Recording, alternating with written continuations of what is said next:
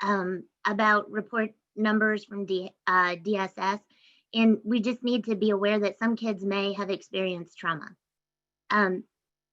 Some children, because of the timing of when we social distance, some early childhood years, we had a child who is in the 3-year-old class, then they stop. Now they go to the 4-year-old class, and they might never get to see that 3-year-old teacher again since March. That's not usually how we transition from one school year to the next. We've got new caregivers, and we've got some attachments to build or rebuild. And some children may have been sick. Some children may have lost loved ones or family members, and all of these things impact how young kids go about their day and interact with the world. And we need to remember that as we move forward. Next slide, please. The Aspen Institute shared this quote with us about the whole child, and I'd love for you to take a moment just to look at that and think about educating the whole learner as not being reduced to a simple set of policies or proposals, but instead, educating the whole child should be a mindset that should inform the entire educational enterprise. Okay. Children often use challenging behaviors when they don't have those important appropriate behaviors or the skills to accomplish the same goal or to communicate the same message. What do we do when a child doesn't know how to read or swim or multiply or drive or behave? All of those things we teach. But if a child doesn't know how to behave, what is our first response? Do we teach or do we punish? We need to teach children what to do rather than what not to do. Okay? Next. The profile of the Ready Kindergartner gives us a clear definition of what our children should be ready for when they hit kindergarten. If you will notice in the definition, it says that he or she is physically, socially, and emotionally prepared to benefit from a quality kindergarten experience. Notice that in this definition, we're highlighting socially and emotional. Likewise, in the profile of the South Carolina graduate, the world-class skills and the life and career characteristics all revolve around those social and emotional skills that we must help develop in our children so that they can become lifelong learners according to the profile of the South Carolina graduate. Next. So the South Carolina MTSS is founded on 6 core principles that are essential for students and educators to succeed. Those are leadership, building capacity and infrastructure, communication and collaboration, data-based problem solving, data evaluation, and tiered instruction. So as we think about social and emotional behaviors and social and emotional learning, we want to think about those tiered instructional practices. Next. So what is social and emotional learning? There's been a lot of talk lately about that. It's come to the forefront of education because we know in these times that social and emotional learning is going to be key for all of our students, whether they're in the general ed population or the special ed population. So take a moment to look at the slide and think about what social and emotional learning is, and then what it is not.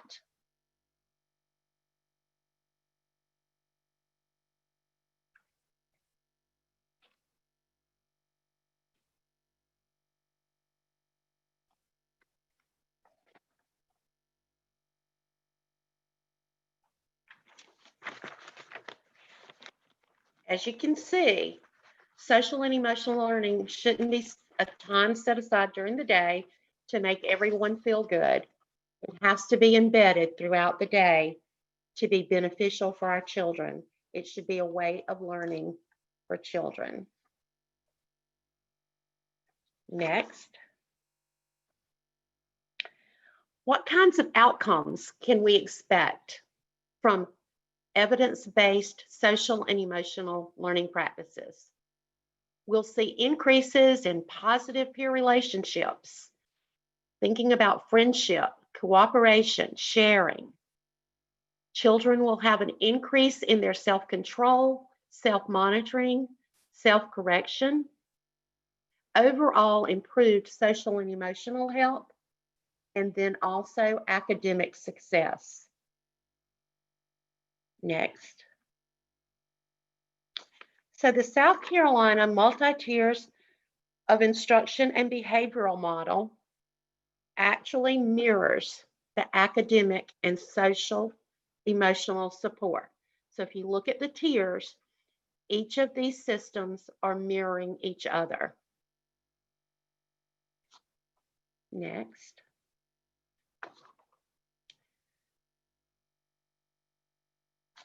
If all students are not receiving high quality instruction in academics and social and emotional learning, then we'll find ourselves remediating everyone. We must focus on Tier 1 instructional practices for all students, general ed and special ed students. Effective Tier 1 instruction must be strategically planned and engaging for all students. Next. So in South Carolina, we're fortunate to have been working with Jenny May and the Office of Special Ed and Special Services to adopt the pyramid model in South Carolina. Most of you will know this model very well, but it's a tiered framework which provides universal supports through evidence-based practices to promote all children's healthy social and emotional development through nurturing relationships and supportive environments. So if you think about it, this model is consistent with our early learning standards. The focus is on promotion and prevention, the bottom 3 levels, and the use of intensive individualized interventions in the above levels. Those are for those children who have more persistent, challenging behaviors. Next. So at the very bottom is an effective workforce, and we feel that this is going to be key as we move in to this year's learning, especially with things that are going on in the COVID world. We have to have an effective workforce. We have to make sure that our staff, our faculty are ready and able to help all of those children and families that are coming in, while at the same time taking care of themselves. Next.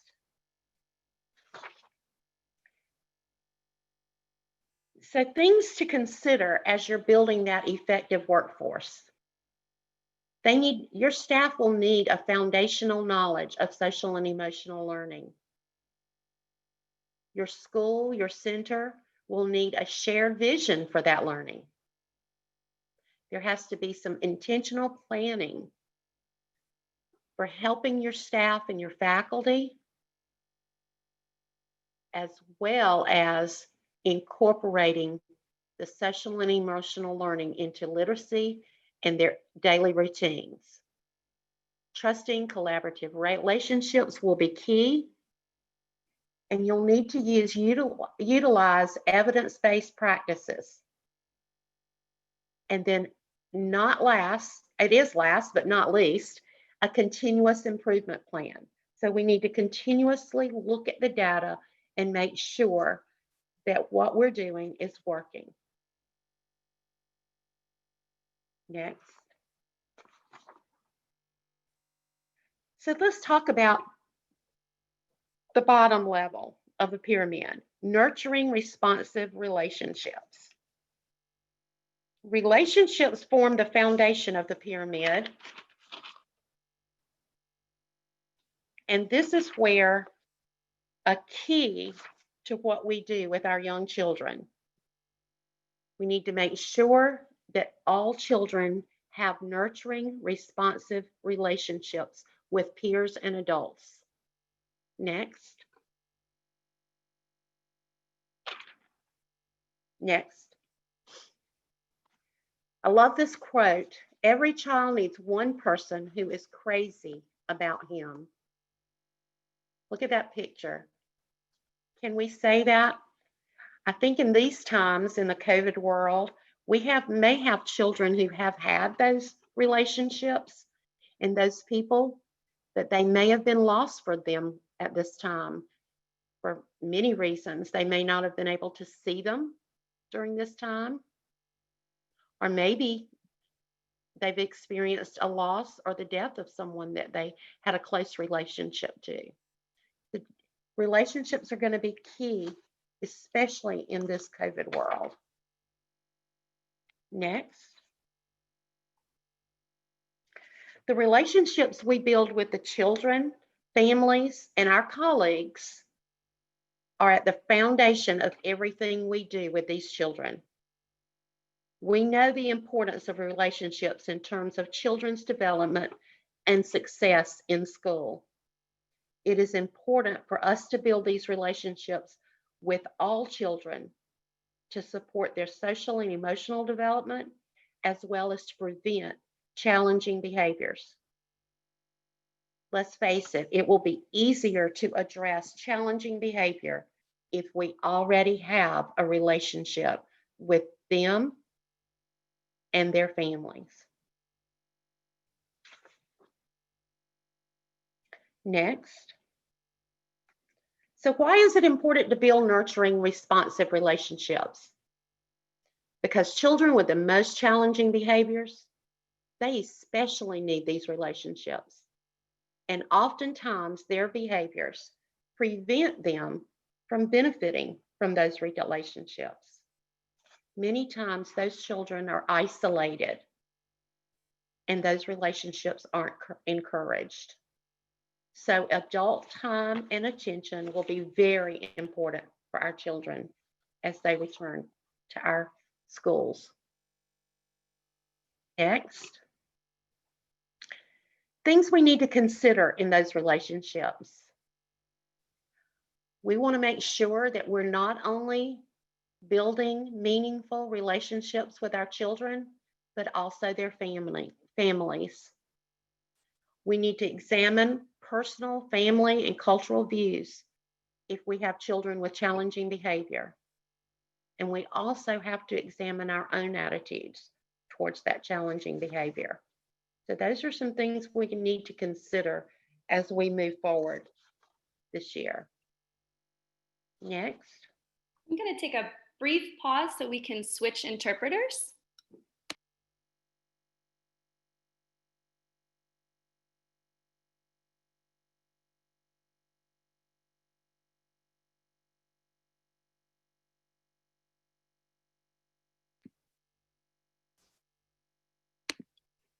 Okay, we're ready. All right. So also we want to talk about the high quality supportive environments within our classrooms. Well-designed environments will support children's appropriate behaviors and make it less likely that children will need to engage in challenging behavior.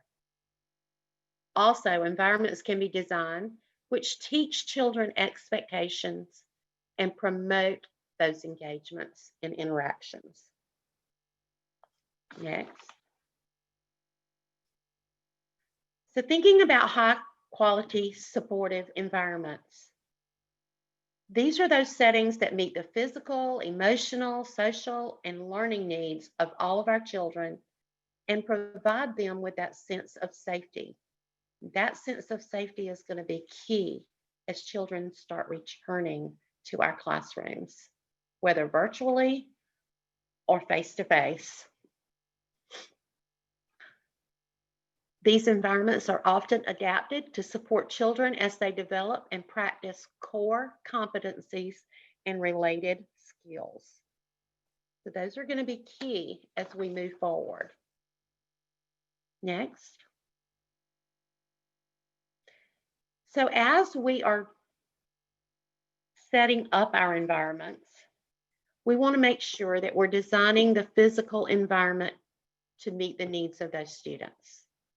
We need schedules and routines. This will be key since most of our children have not had specific schedules and routines to follow in the past several months. We want to ensure those smooth transitions. Jenny mentioned earlier about children who maybe left one class when they were 3 and now are going into a 4K class. We need to make sure that those transitions are smooth, but also those transitions within our own learning environments are smooth. We want to design activities which promote engagement. Some of these children have been isolated from friends and family for quite a while, and we need to promote that engagement so that they can learn how to engage with each other again. We need to establish and enforce rules, limits, and of course, consequences for behavior when needed. But we have to offer ongoing monitoring and positive attention, positive feedback, and encouragement. Next. So think about it. We have to listen. People start to heal the moment they feel heard.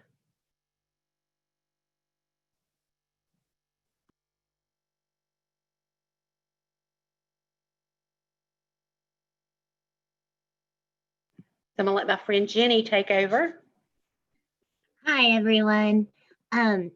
Now, we've talked a lot about how our multi-tiered systems of support, we can use the pyramid framework by which to meet every child where they are and know that all children, including children with disabilities, children who speak a language that's not English, can be met at tier 1, right? Lynn did a phenomenal job describing that for us. So we know what that is. But what about if you're worried that a child has a disability now and you haven't seen them in the earlier years, so you're not sure, is this a disability that I'm beginning to see the beginnings of, or is this just a response to the change and our kind of collective trauma that results from a pandemic? There's a lot of anxiety around this from my perspective. Y'all kind of write in the chat, if you wouldn't mind, if you disagree with what I'm about to describe for you. Imagine that young kids, new 4-year-olds, start their 4K year. And this year, things are probably going to look different. And we're supposed to stay 6 feet apart. And we're supposed to wear masks. And we get to school. Some kids, can you see some children being very withdrawn from all this? Kind of hiding behind mom or dad or grandma or whatever caregiver is bringing them in on the first day, feeling just kind of clingy. Can you see that? If you disagree, please type I disagree. But I think we can all envision this happening. I think we can also see other children who are kind of like, look at this mask. I don't need it. I don't know what it is, but it's fun to chew on and I can whip it around. And look, it can be a slingshot if I try hard enough. We can also see, I don't know if y'all have had this experience in the post-COVID world or pandemic world, but I didn't really know how to behave myself going to the Trader Joe's there was tape on the floor, and I was kind of like, wait, what? Like, I don't understand the rules because they weren't expressly told to me. I had heard things that were meant to do, but I didn't explicitly know how I'm supposed to behave in this new world. I I I wanted to do really well, but it was super awkward. And as a result, I was more withdrawn than I'd usually be at the grocery store. Now, for me, that might not be a bad thing, right? Like, I maybe talk to neighbors more than I should. But my point is, if me as a grown up felt withdrawn and unsure, and I can watch the news and understand these things, I am willing to bet that our young kids are going to, in this new way of being where the expectations are maybe a little bit still fuzzy for the grown-ups who are meant to manage the environments for kids. um I'm willing to bet we're going to have some some unexpected responses to that. um so my the reason I say all these things is to make sure that everybody can think and feel through this, that we need to show our kids some empathy. It is important. These things are issues of safety, right? These are issues of health and community safety. But we also need to make sure that we are expressly stating our expectations for the classroom and provide some time to practice, which brings us back to kind of what Lynn was talking about before, relationships with parents and families. I saw a question in the chat around how do we talk with parents about this? I think if you have any relationships with parents, you need to encourage them practice wearing a mask with their child. You need to encourage them through play, even. Let's be a ninja, put your mask on, right? Let's be a spy. Let's, you know, if they're using the plastic face masks that are kind of clear, let's put it on and pretend to be a welder. Like, let's put it on and I'll throw Nerf gun blasters at you, and that'll be fun. You can see how the germs might bounce off you and why it's important to have it on.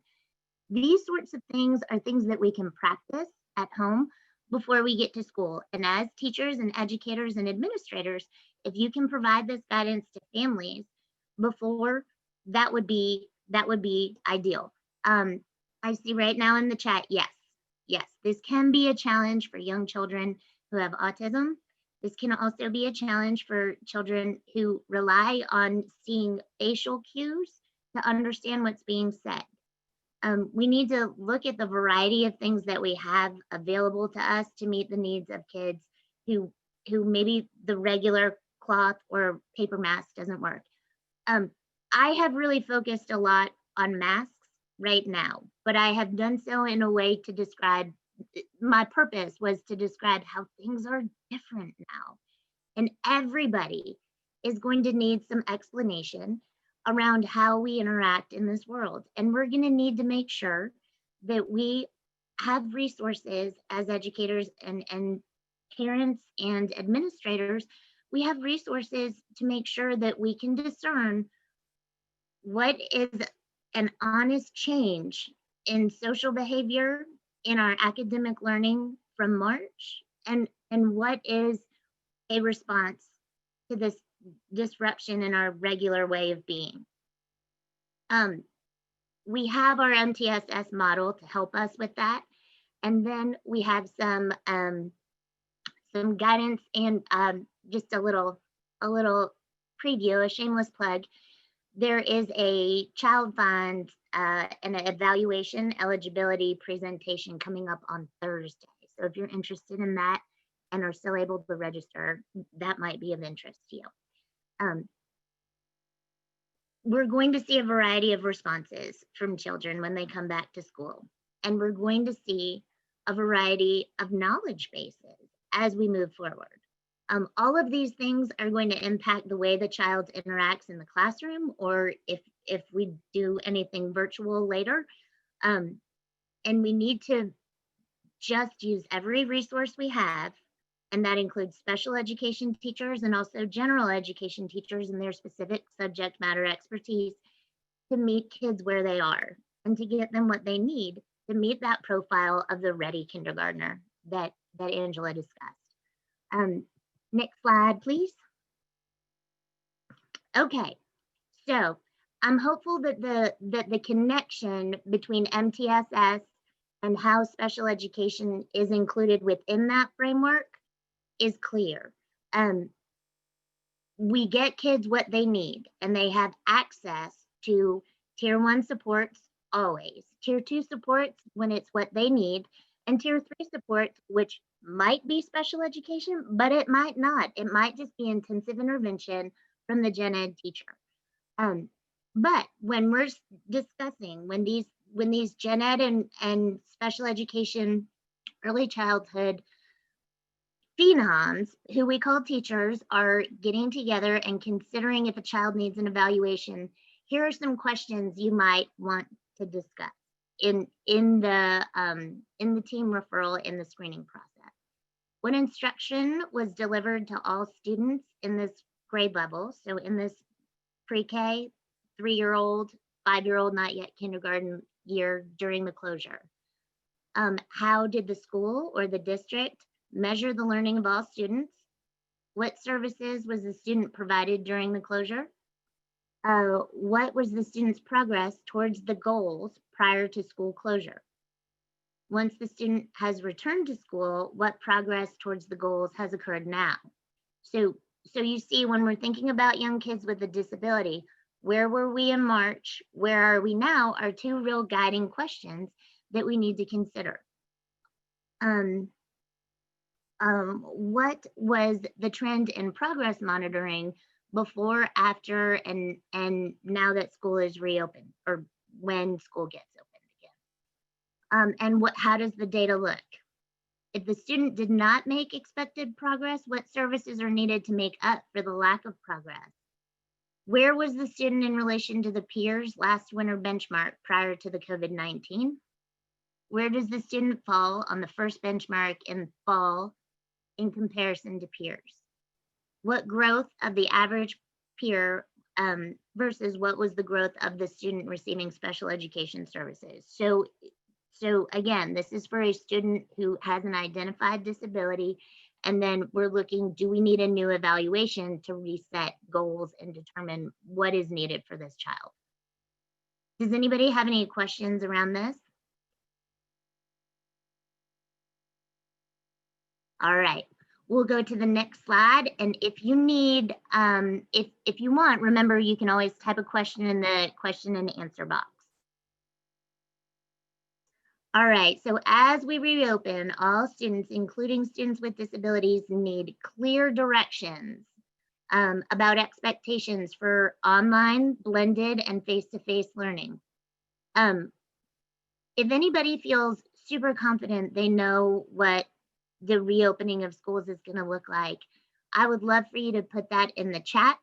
I think that we're still so early in the planning process of that all, that it's still very fluid.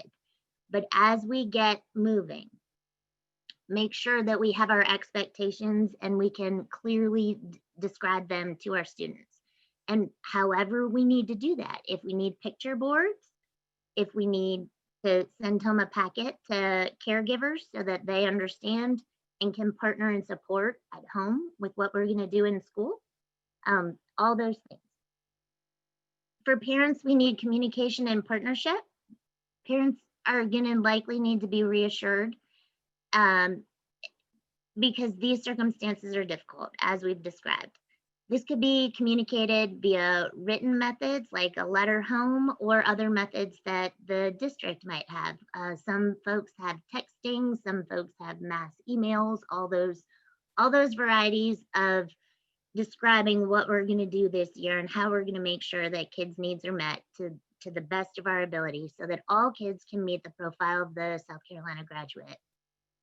For both kids and parents, we're going to want to set reasonable expectations for learning and services that can help students, parents, and educators feel confident and informed. We need to understand that free, appropriate public education, even in this time, is a civil right. And it's something that State Department is prepared to help support, make sure all districts can offer it. But we need to understand that we all have a part in it. So next slide, please. All right, we have a little bit of time for questions. Does anybody have any? Are there more in the chat?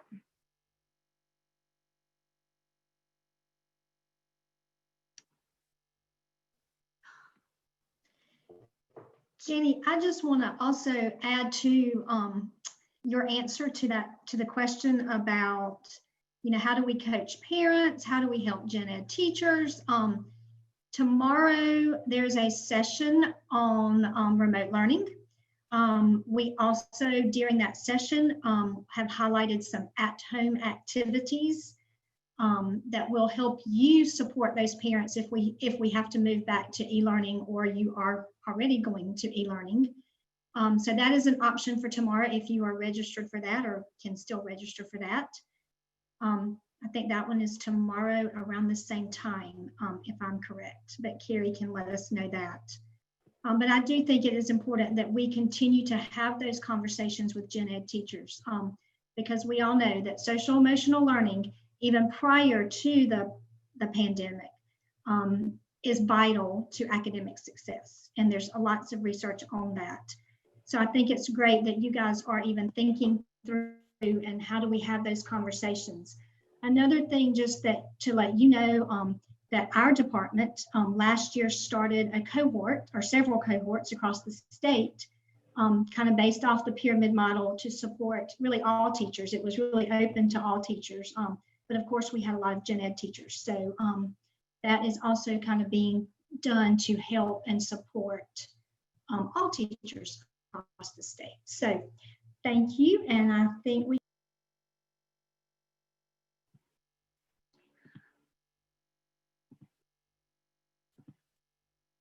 One more small thing, except that it's kind of the biggest thing. I think there's a lot of teachers and direct service providers on this webinar. It's very important to me that you feel valued and supported, and I think it's important that you are able to engage in some self-care practices during this time. The start of school year when I was teaching was always so exciting, but also incredibly exhausting. And this is before I had kids. This is when I was just a lot more relaxed in my everyday life, because kids are wonderful, but there are other people to take care of. So it's more to do. I've gotten a little off track, forgive me for that. But my point is, at the most relaxed time of my life, I was always exhausted. The point of all that is that this is going to be a fatiguing time if we don't take care of ourselves. And when that happens, things that might just be a conversation, they land on an exhausted foundation, and then they scale up to the perception of a persistently challenging behavior. When really, if we could get a little more rest, if we could take care of ourselves, it might just be a smaller event, right? We need to make sure we can take care of ourselves so we can take care of other folks. So we got to put our own mask on first before we can make sure everybody else has their mask on. So there is a caregiver self-care presentation in the summer camp as well. Yes, Cindy Funderburk, you are asking about benchmark. So when we're thinking about where kids are, while we won't necessarily use the early learning standards as a checklist or a screening tool, what we will use it as is just our framework, and then our curriculum falls within that, right? So whatever curriculum has been used in that class before, you will look through and just see where that child was functioning, and then where they will. Additionally, yes, whatever program that the district has chosen for the 4-year-olds, that will be where you look at their achievement from last March and then up until now. And If you are having trouble with typical peer development, I can provide you some supports around age anchoring. So what that is what what regularly typical peers are doing at certain age levels. That information can anchor information around what a child with a disability might be doing. So I can get you some resources on that, um, if that would be helpful. Did I address that? That would be great. Okay, perfect. All right. And Juliet, yes. Okay, so what I'll do is I will ask, um, I will get the emails and kind of send it out to everybody. So if you didn't want it, I'm sorry. But you can just ignore the email from me. Jenny, I'm going to pause you really quickly and take a minute. I know we're getting towards the end, but we'll do another interpreter switch. I see there's another question, and then we just have a few closing up pieces.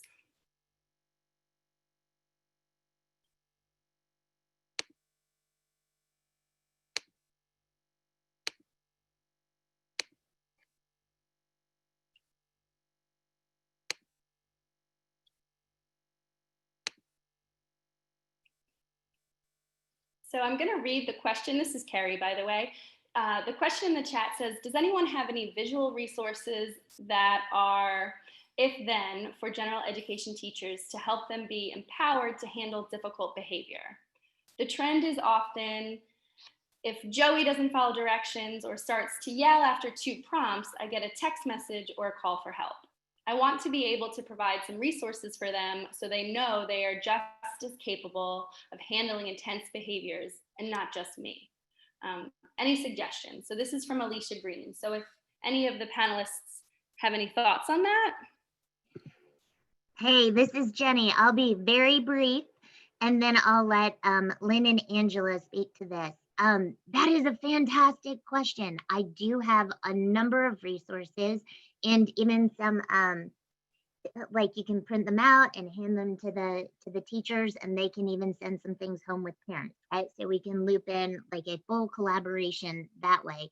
But challengingbehavior.org has a number of resources around getting back into school and reopening things. I'll type that in the chat.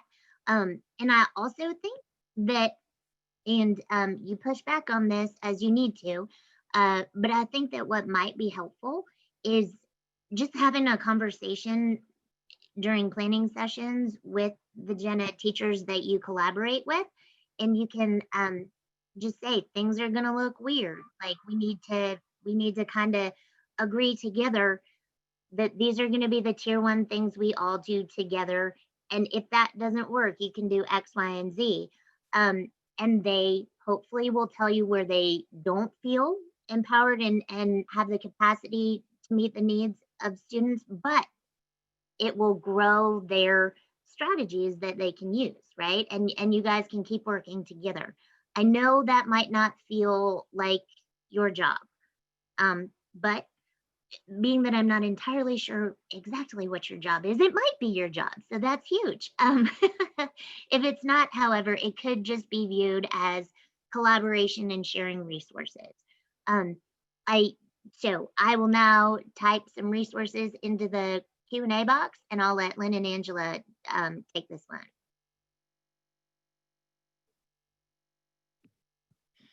Well, I think I agree with Jenny. It's going to be very important. And I would begin especially with looking at those relationships and building relationships with those children and those families, and also the environment. And those visuals will be key. Jenny's going to share with you several resources that are available. I would encourage you to do that. It is going to look different this year.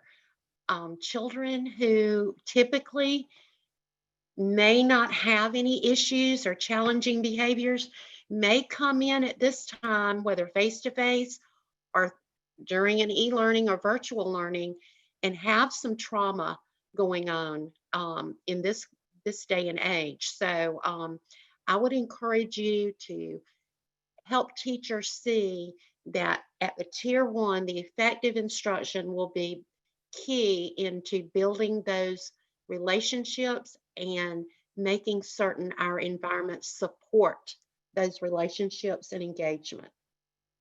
Angela, would you like to share? I think you both are just spot on. And I know we had another kind of question or comment that yes, teachers do tend to panic, but again, I know that like Jenny said, it's hard because it's probably not your job, but you know, having those maybe continuous conversations and again, I know that seems to be our pat answer, but when the gen ed teachers panic, you know, how I think we have to dig deep and look at the data that we do have. And we have to ask those questions of, okay, you did this, what happened next? Or because sometimes those visuals need to be individualized and personalized for that specific child. And I know Jenny's going to share some of those resources so that you can kind of see how that works.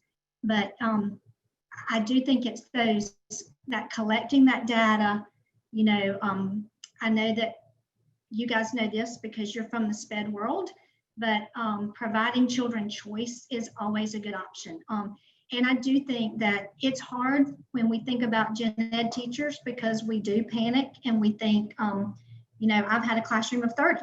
So it's hard to devote that time, but how important it is to devote that time to seeing what's going to work with that child and provide him with those social and emotional supports that he needs. So I hope that helps.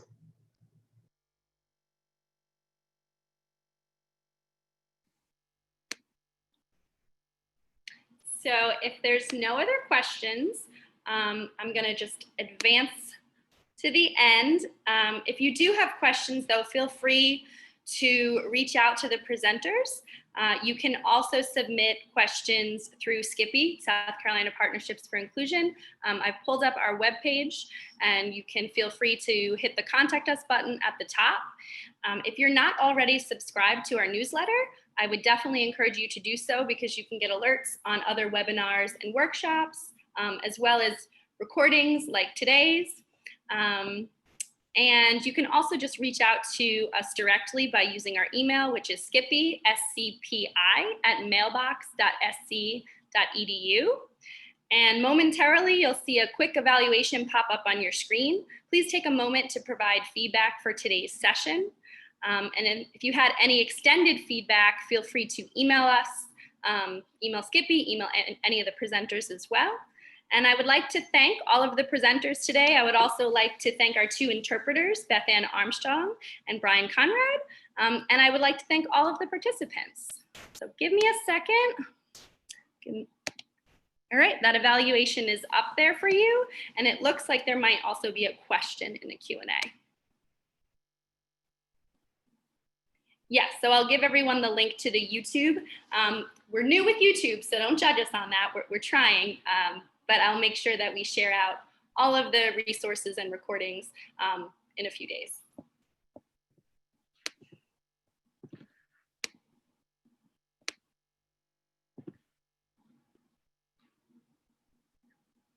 And then it looks like Jenny May has put a few resources in the chat, so make sure you access those.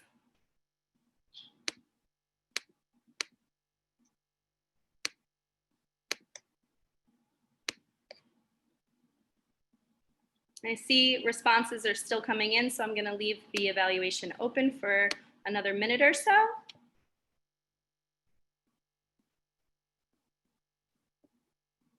Remember, if you're interested in child care training credit or CEUs, please make sure to do the evaluation, and then you should have filled out that question on registration. If you didn't, just email us, and we will get back to you shortly with more information about what we might need to finalize that.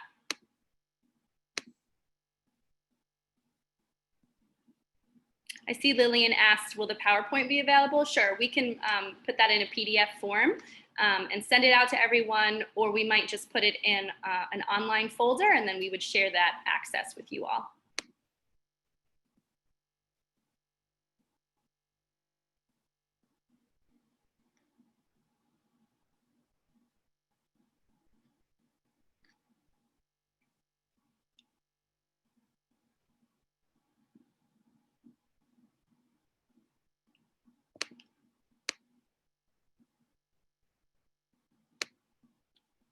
All right, I'm going to close the poll momentarily. We only have about 86% that completed the evaluation. So please make sure, remember, if you wanted training credit.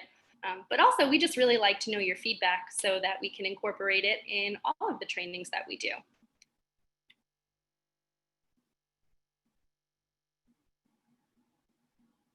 Okay, I'm going to close the evaluation. Thank you everyone for your participation. We hope to see you 11 o'clock. We're doing another session, and then tomorrow we have 2 more. And sorry, Angela and Lynn, off the top of my head, I cannot remember when the remote service delivery session is, but if you go to our website, there is a schedule so you can see when everything is happening.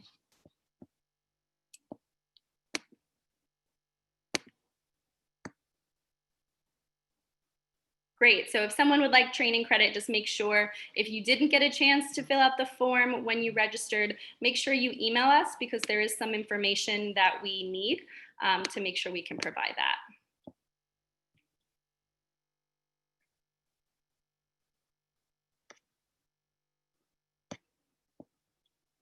I see someone said they can't access the evaluation. It should just be popped up on your screen.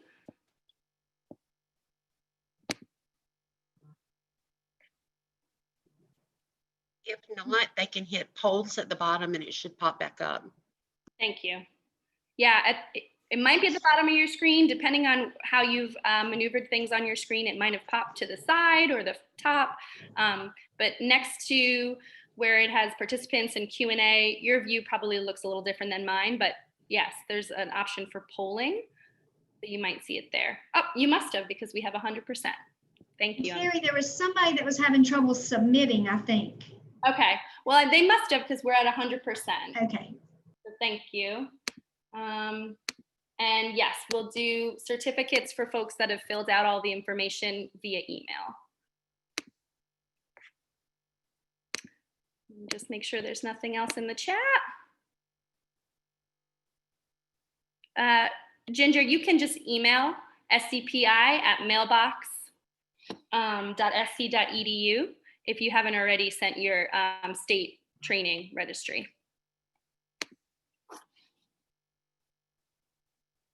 Okay. Oh. No problem. All right, y'all. See you in a little bit, maybe. Hopefully we'll see you at some of our other trainings. And again, thanks again to everyone. I am going to stop.